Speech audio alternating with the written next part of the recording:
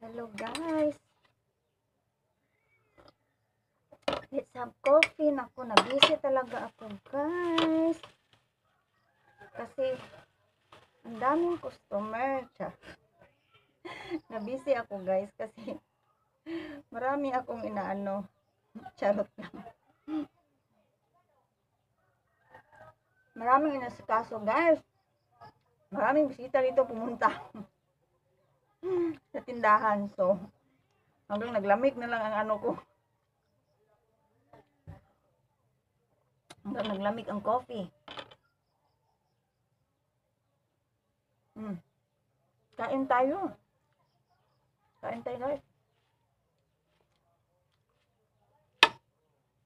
Let's have it. Ewan ko kakain ba nito si Mimi. Kain ka ba nito, Mimi?